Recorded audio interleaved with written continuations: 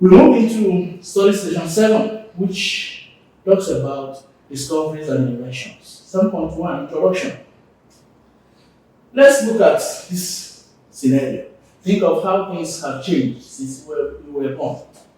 Also think of how some of those things have been replaced by new ideas. Furthermore, think of how the world would have been without electricity, phone, or television. Do you know that these things were invented by human beings? I remember in 1986, no, not 1986, 1985, when my father bought a television. 1985. I remember then. All the people in the village came to our house to watch television. Today it's no longer like that. And it was a black and white television.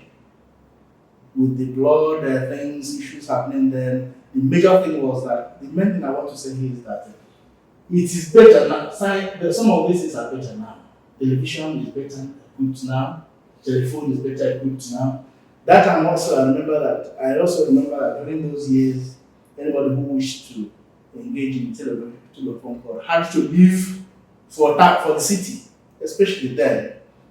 From a super environment, we would go to a particular house, wait, and make our calls. But today, we move about with our phones, mobile phones, mobility, from the term mobility, movement, wherever you're going to carry it. That's what it means.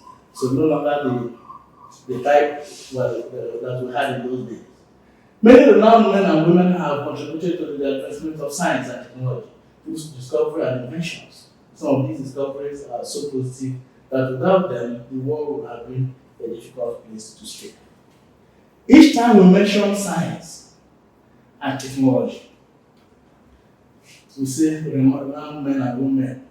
There were so many women. I challenge women to some extent. I always challenge them to go back to the archives to really know whether they will be able to discover ancient women who really made history.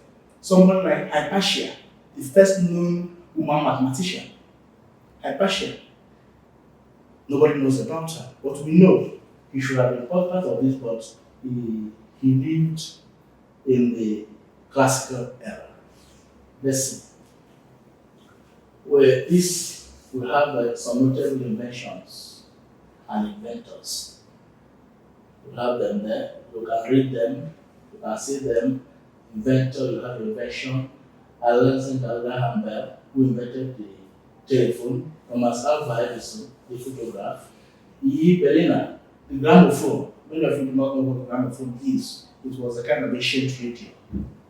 I don't know it really, but I have a carcass of that in my house. Professor David Edward Hobbs, the microphone. John L. Bett invented the television.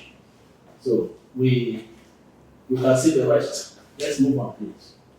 Then some notable discoveries and navigators and explorers. You can read them, ranging from Christopher Columbus, who discovered America and the West Indies. At times I begin to laugh. You say they discovered. It's just like when they say that, who is this person that they said, can you remind me, the person who said that he discovered, what is it, River Niger, Mungo Park. I begin to ask, does it mean that there were no person there when he came?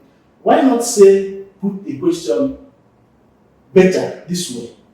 The first white man to discover River Niger. But we know Christopher Columbus discovered America and the West Indies. But before them, there were people living in America. There were people living in West Indies. We can say the first person as history has told us, and I think that's what we go by. Vasco da Gama, the Balboa, discovered the Pacific Ocean. Then, Newfoundland, Sebastian Cabot, laboratory in 1949. So the names are innumerable. There are some others in your text. You can refer to your text if you wish to know more about it, but it's necessary that you refer to your text. Then there are some others, other notable navigations and inventors. They are there. You can read them, you refer to your text, there are more there. So let's move on, please.